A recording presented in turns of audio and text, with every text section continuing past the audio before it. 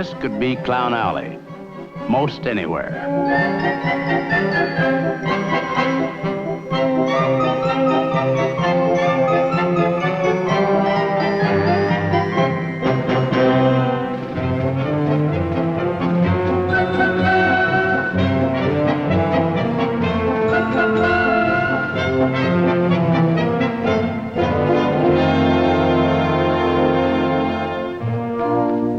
This battered up old derby and I have been around one circus or another.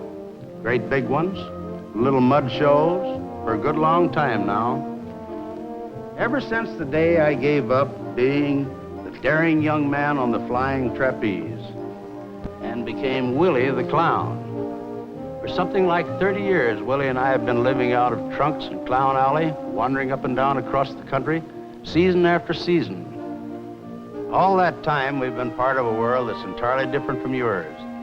The world of the circus, where color and thrills and laughs are our everyday stock in trade. That's the story I'd like to tell you tonight. The story of the circus, and especially the people who make it the wonderful thing that it is. There's 1,000 different things you can say about the circus, and some of them will be true. You know how the circus people exaggerate. But one thing is certain. If you'll just look at the circus through the eyes of a child, you can believe everything you see.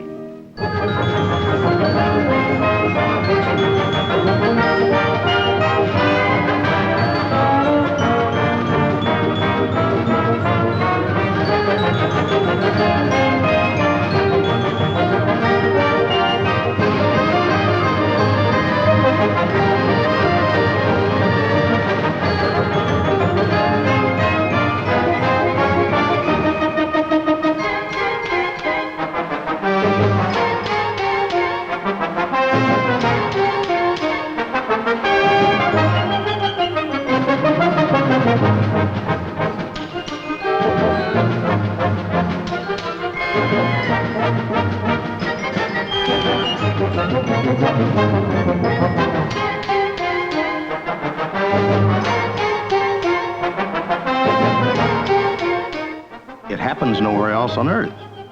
But at the circus, it happens every day. Fantasy turns real right before your very eyes, and marvels occur as a matter of course.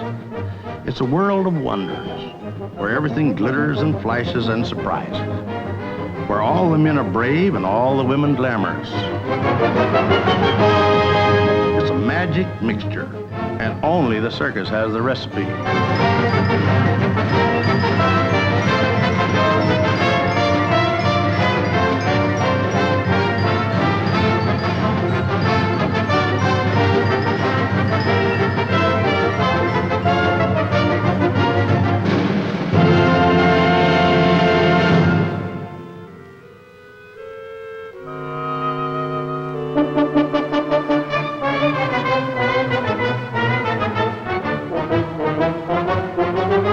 It's a world where physical skill reaches such perfection that it can be turned into comedy. What the rest of us couldn't do if our lives depended on it, a circus act does just for laughs.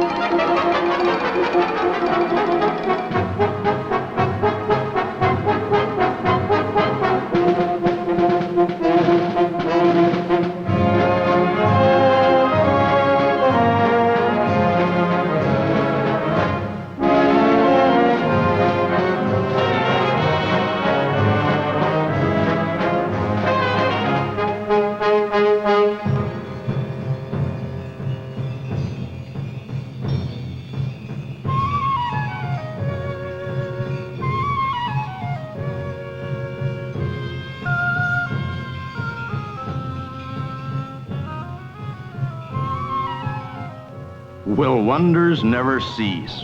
Well, not until the last act's over. The biggest thrill of all is saved to last. And the show ends with a bang, a real one.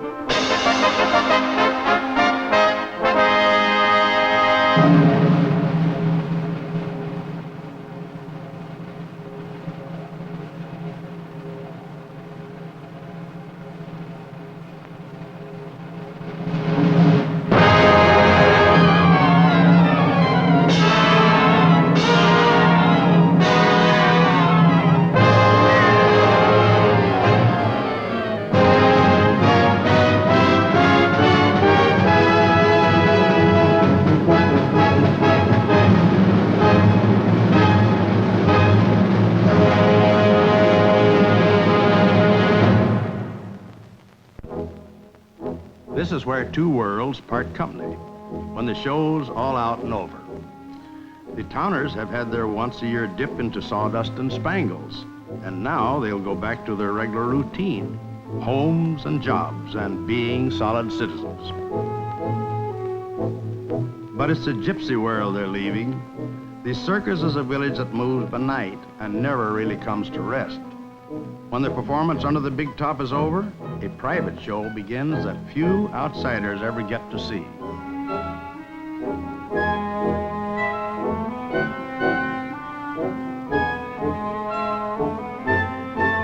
They call it the teardown. It takes as much skill and organization as anything that goes on under the center ring spotlights. When it's time for the circus to pull up stakes, even the performing elephants pitch in.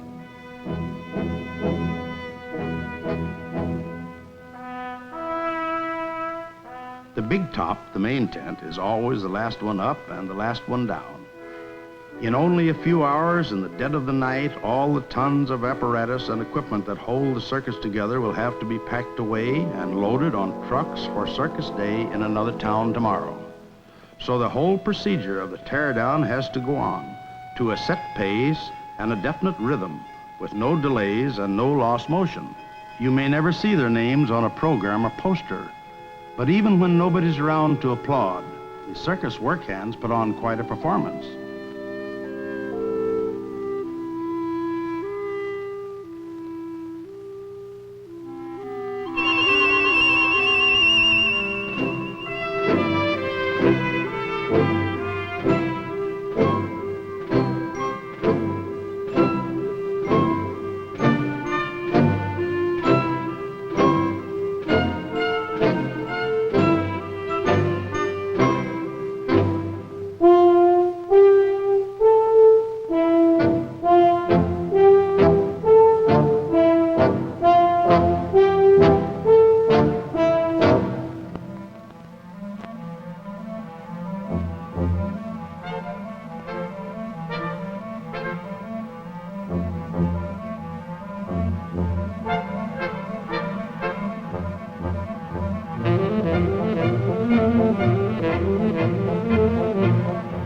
Now comes the loneliest part of being on a circus, traveling by night like aliens, through the sleeping world of the towners, to tomorrow's stand, 50, 75, 150 miles away.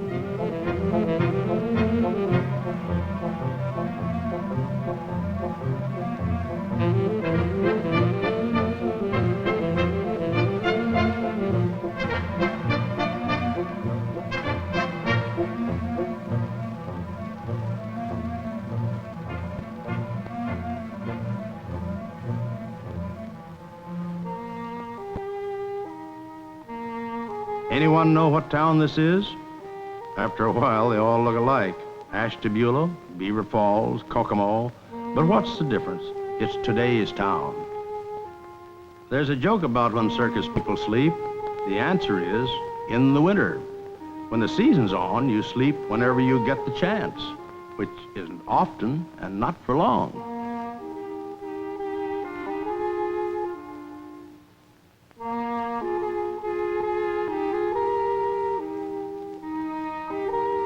The same stakes that came out of the ground the night before go right back in the next morning, and an empty lot begins to pulse with the spirit of a special way of life. As Toto Jones, the old rope chatter, says, The circus is one thing you've got to do together, or you can't do it at all.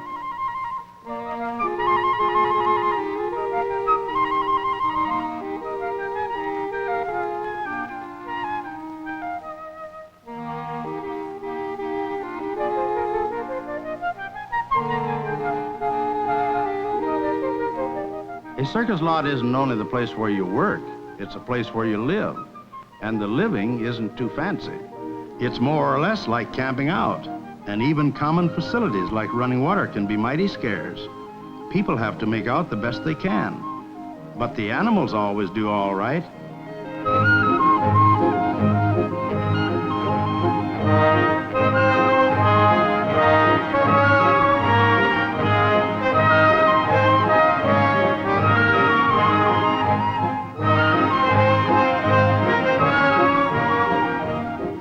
The circus cookhouse has a daily shopping list that would stagger any housewife.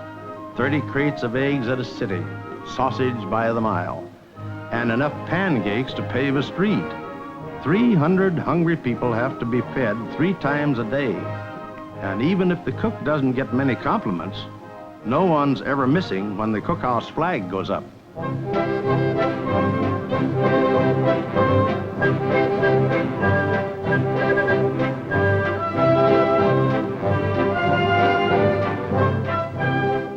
A circus attracts all kinds and types, but there's one talent they have in common. They're all great eaters. And so are the big cats. 15 pounds of horse meat apiece is their daily blue plate. All that spiel about flashing fangs and ripping claws, it's true. A trained animal is not a tamed animal. You can take the cat out of the jungle, but you can't take the jungle out of the cat.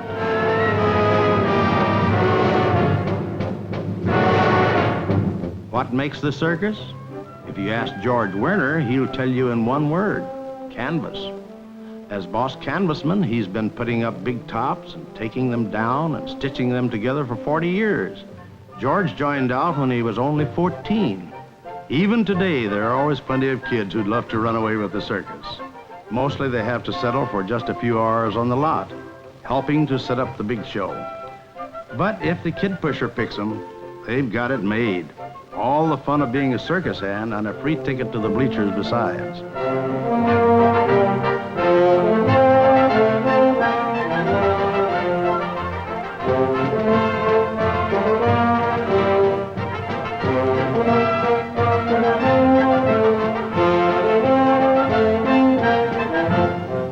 The handiest hand around any circus is always the elephant, pushing or pulling or heaving or hauling. Work is the best trick an elephant does.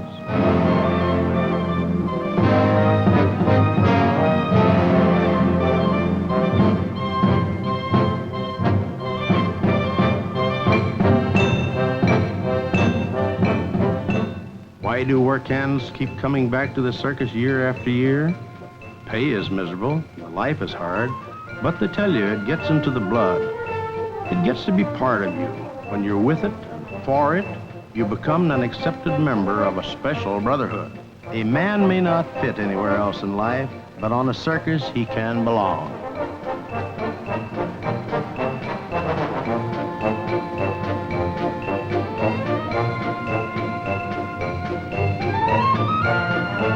There'll be 100 things going on at once now. Grandstands being set up, rigging and lights hung, and the wild animal arena put together. And above all the hustle and bustle, from anywhere on the lot, you'll begin to hear the chant of the rope caller. He'll be setting the pace for the guying out crew as it moseys around the big top, tightening that great spread of canvas, tuning it to the wind. That chant is the theme song of the circus. It's been heard for generations, for longer than the memory of the oldest elephant. Break it, long drag, shove down, go long. Heave it heavy, shake it, break it, long drag, shove down, go long. Heave it heavy, shake it, break it, long drag, shove down, go long. Heave it. It hasn't been many hours since the last teardown, but there she is, all set up again and ready to go. Now, everybody can sit back and take a break till showtime. It's called the backyard at the circus, not backstage. It's where the performers live their personal lives and outsiders aren't welcome. Here's where you see the stars without their spangles. Trapeze stars like Norma, for instance. Getting the kinks out is a regular routine. That's why performers are called kinkers.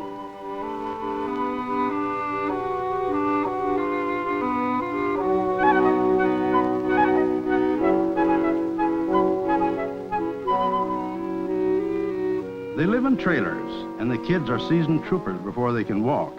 But in this village on wheels, there's a kind of warmth and togetherness that's hard to match. You might find Alex, the tattooed sword swallower, passing the time of day with Ruperto, the Cuban flyer. Life may be a bit unusual in the backyard, but it couldn't be more neighborly.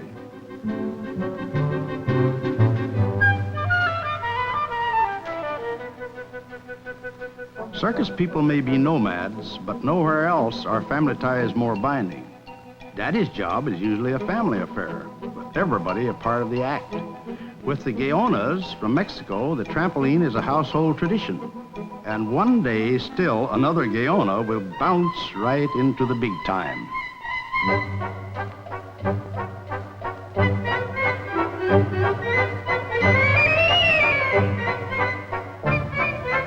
There'll be long hours of practice, day after day, year in and year out.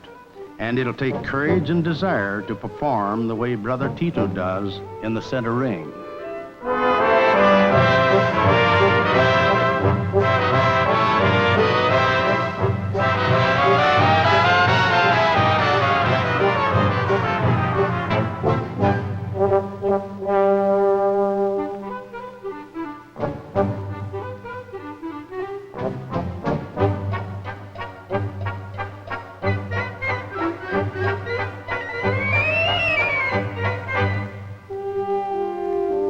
No family is more fabulous in the entire world of the circus than the Great Wallendas.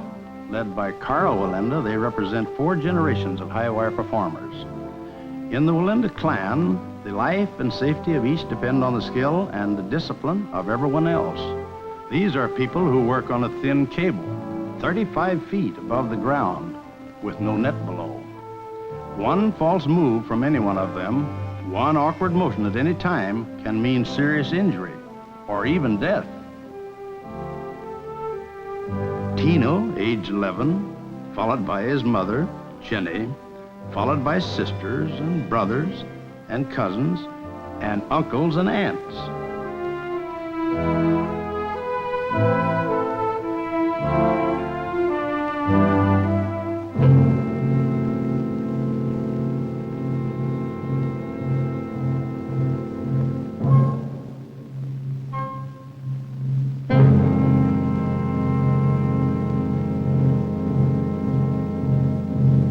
Brother act. Carl on top is 57. Herman below is 60.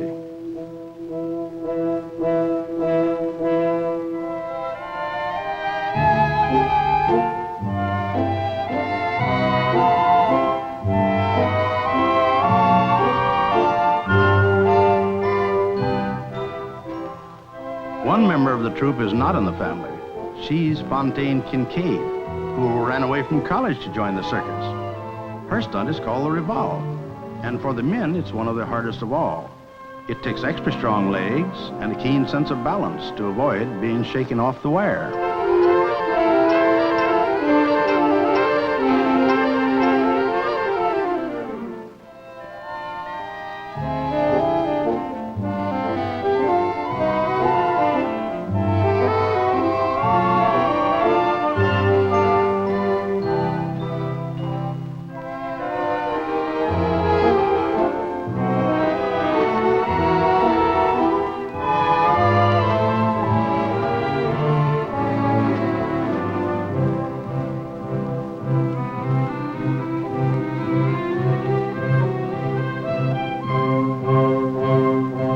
But the great specialty of the Great Wallendas is their 3-high pyramid.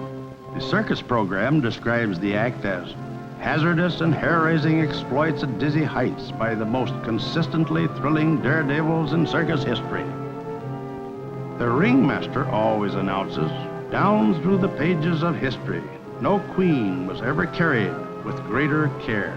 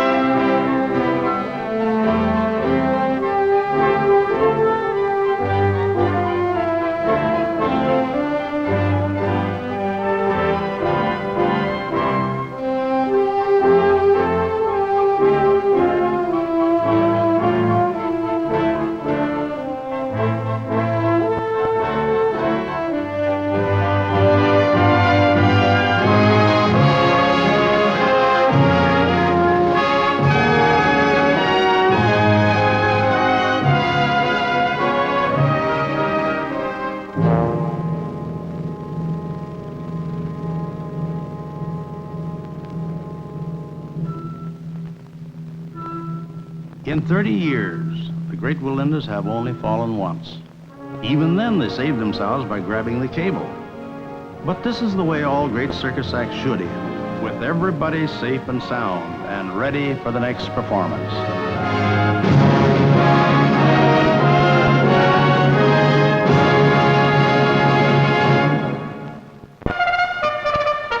On the circus, about 45 minutes to showtime, a bugler from the band sounds the first call. That tells everybody to start getting ready. You hear it for every matinee and night show, all season long. Then the tempo in the backyard quickens. And for the performers, those twice-a-day moments of truth are approaching. Once again, they'll go out and court another new audience with the best they've got to offer, their courage and their skill. And at the circus, it's all live and real. No doubles, no stand-ins, and no trick photography. But all through the years, with every new show, there's always that old question. Are they lining up at the ticket wagon? Or as the circus people would say it, what's it like today? Is anybody out there?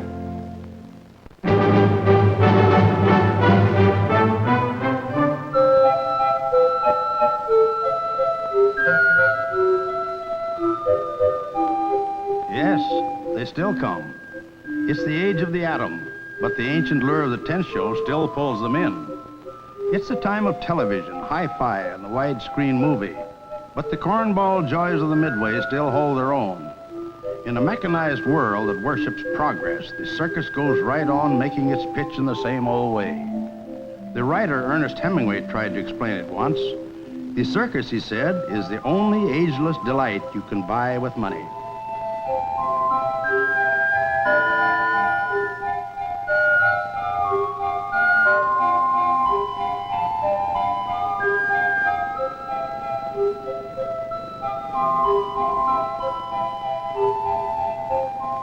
No Midway can possibly be complete without its sideshow, where the ballyhoo outside is a show in itself. Step right up, ladies and gentlemen, and see Alex, the famous sword swallower. And he does swallow them. They do not fold up in the handle.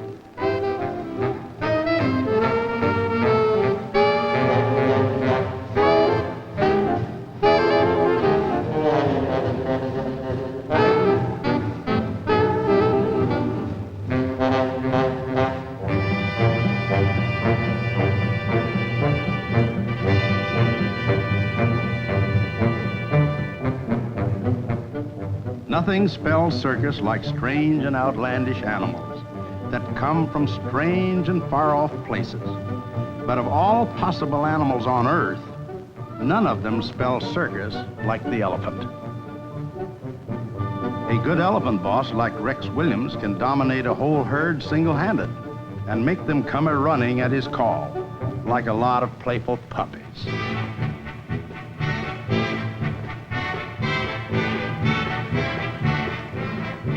Big and powerful as they are, elephants need someone they can trust and respect. And Rex is a man who speaks their language.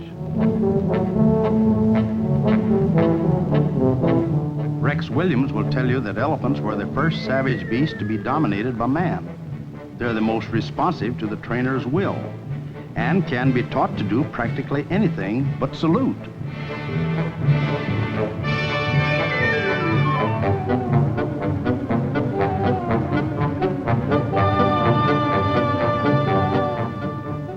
Getting an elephant up on only 2 legs, that's one of the hardest tricks there is to teach him. But everything they do in the circus ring is unnatural to them. As another famous trainer said, it's frightening to think what elephants could do if they wished any human harm. But they don't. They're the most even-tempered, willing, and great-hearted creatures on God's footstool. They wish to please man. And over the centuries, in 1,000 center rings, that's just what they've been doing.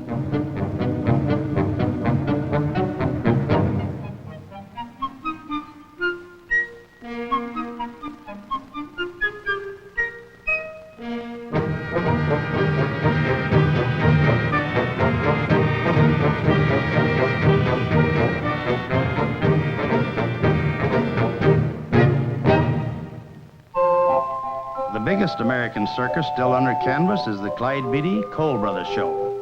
It crisscrosses the country, trooping through 23 states, mostly one-night stands. And wherever it pitches its big top, it makes a local holiday, Circus Day.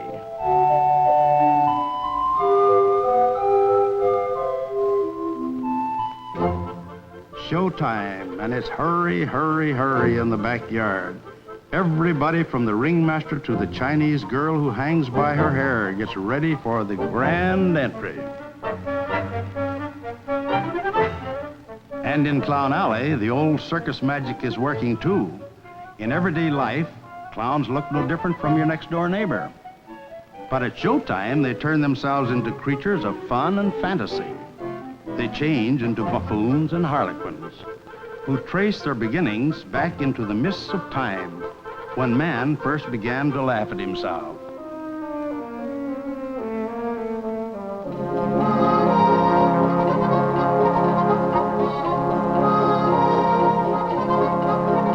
P.T. Barnum said it best. Clowns are the pegs that hold the circus together.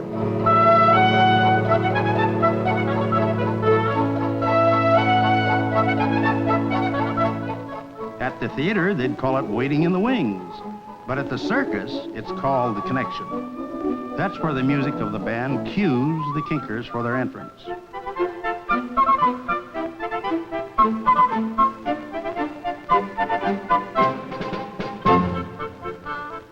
Away from the big top, Mrs. Andre Fox is a housewife and mother. But here, she's something else. She's La Norma, star attraction of the center ring, Denmark's lovely goddess of flight. When it's La Norma's time to go aloft, the whole arena hails her entrance.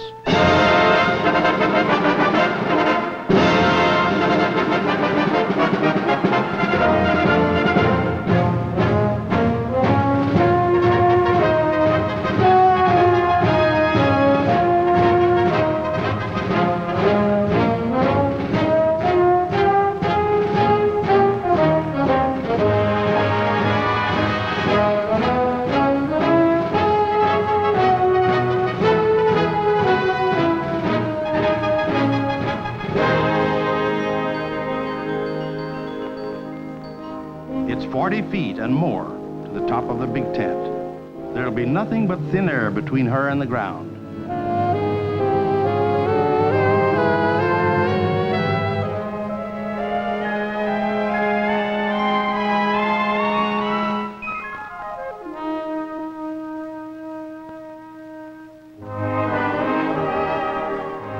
What's it like to be way up there? Only La Norma can tell you. I can't wait to get up there. The minute I put my hand on the bar, I'm just as calm as anything. It just feels like I belong up there, you know, like being home. So I get to feel good, you know, mischievous.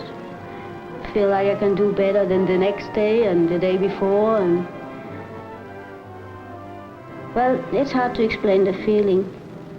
Everything goes just like, how would you say, like a song? No nervosity, no nothing. Oh, I just love it.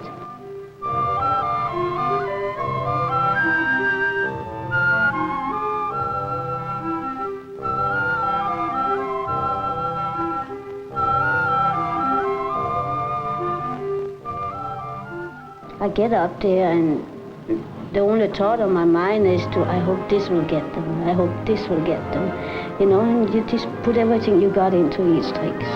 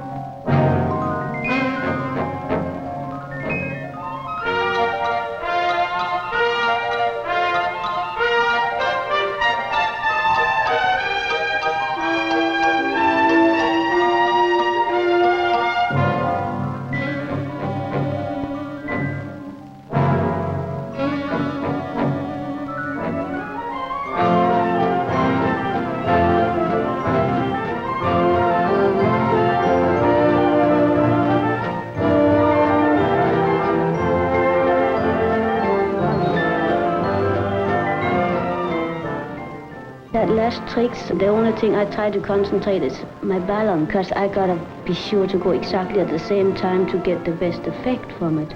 If I don't go right, it can look too smooth to where it doesn't surprise them enough.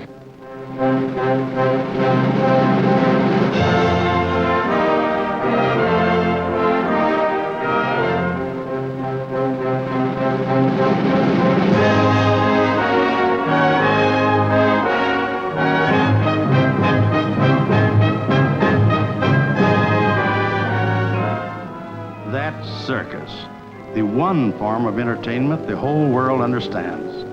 It's the same all over the earth.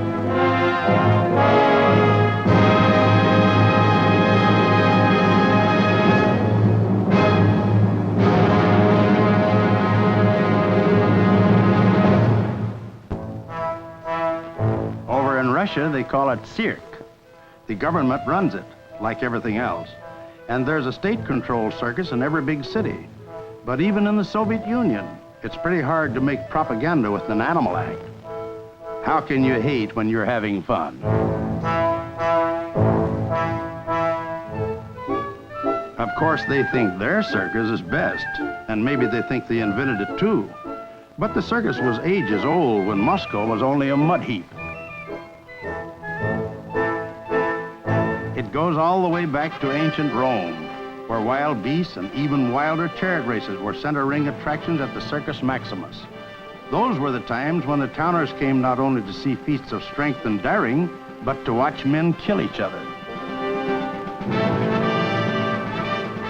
But the circus stunts we know go back even further in time. Jugglers, acrobats, and sword swallowers are older than history. Like everything else in America, the circus began in a small way. And like everything else, it got bigger rapidly. Dan Rice was our first great clown. Besides being a friend of Lincoln's, he infected the young Ringling boys with the circus fever.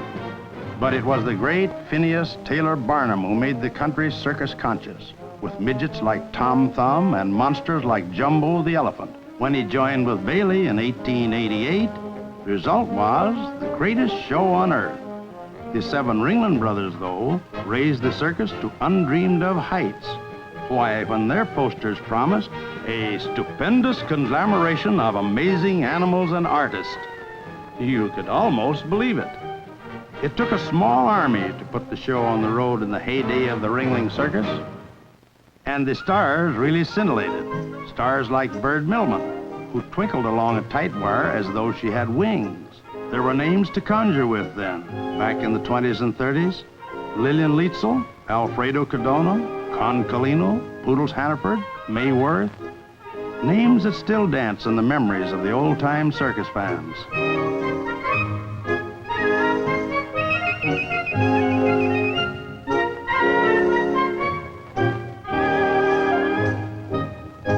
And to be young then, on Circus Day, when the street parade came blaring and flashing and creaking and trumpeting by. Well, to be a kid then was to feel the thrill you could never forget.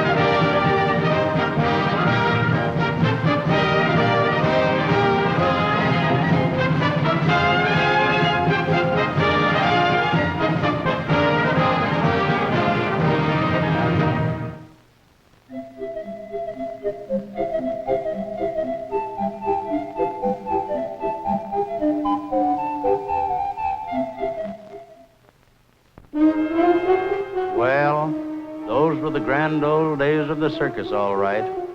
Back there when we were all a whole lot younger. Street parades, steam calliopes, and all the rest of it. But there were plenty of bad days, too, even then. The circus is forever battling something. Hard times and floods and mud and blowdowns. One kind of disaster after another. Everybody who's ever been with it has seen some mighty dark days. One of the saddest days of all, I guess, was back in 1956 in Pittsburgh, when the biggest show of all, the Ringling Brothers and Barnum and Bailey, folded its tents for the last time and went indoors for keeps. That was a bad one. But you know how the circus is. It'll exaggerate everything, even its own funeral. Nothing can hold the circus down for long, it seems. Every generation falls in love with it all over again. After all, that's just the way the Ringling Boys started, by giving pin and penny shows in their own backyard, and the kids are still doing it. Every kid has a strong streak of the show-off, and that's the essence of the circus. Some of them never do recover. At Florida State University, they capitalize on the circus urge. They make it a regular part of the curriculum. 45 different acts are taught, all of them good for credits in physical education.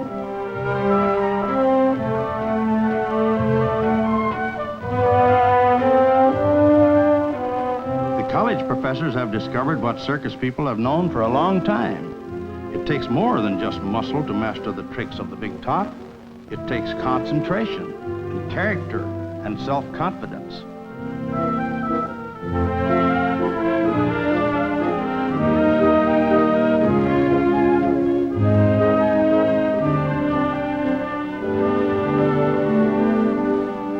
Florida is something of a circus state anyway, and Sarasota is traditionally the home of circus people. It may look like any other town, but when Father comes driving home from work, he may not be wearing a gray flannel suit.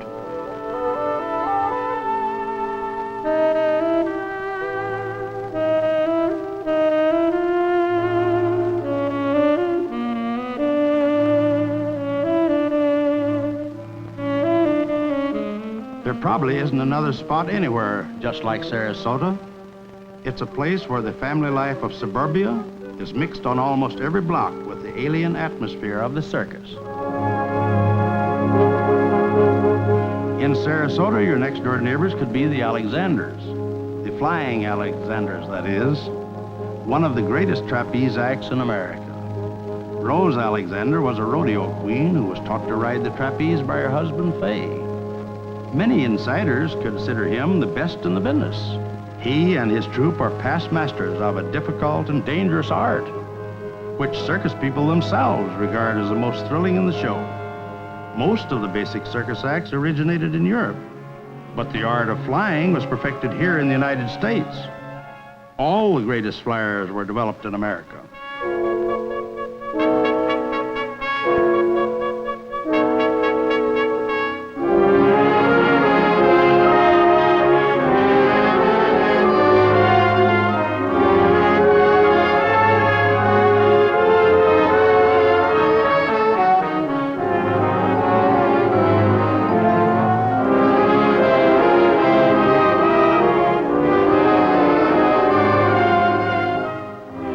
When it's done perfectly, as the Alexanders do it, the flying return becomes a miracle of teamwork and timing and rhythm.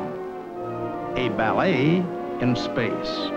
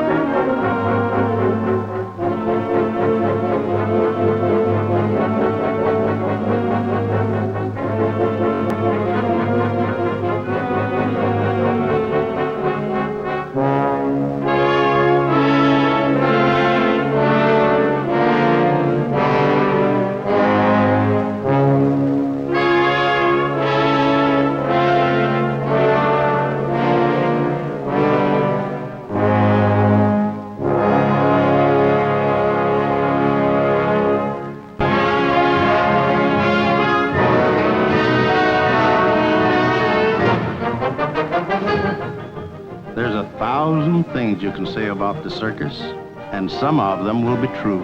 But a poet said something about it that's eternally true. He said, "The circus is the only spectacle I know that while you watch it, gives the quality of a truly happy dream."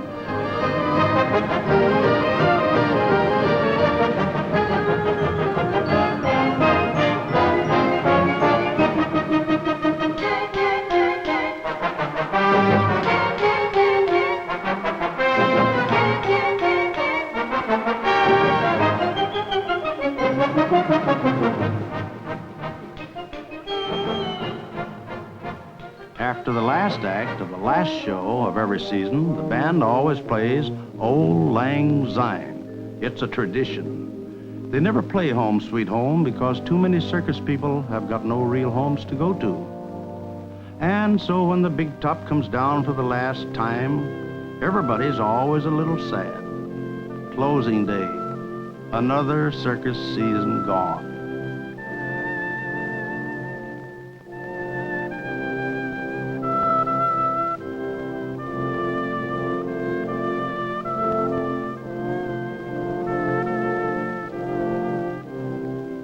And when the last dormitory truck rolls off the lot and heads for winter quarters, there's nothing left of the glittering spectacle that gave so much pleasure to so many thousands. Nothing but the leavings, and maybe some memories to rummage through.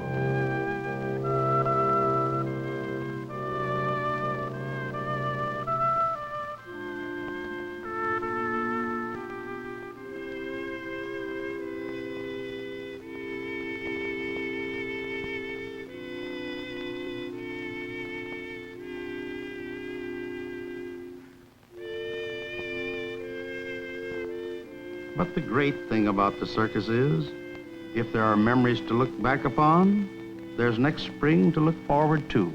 Members of the circus don't die, and the circus doesn't either. There'll always be another season, and another, and another, and another.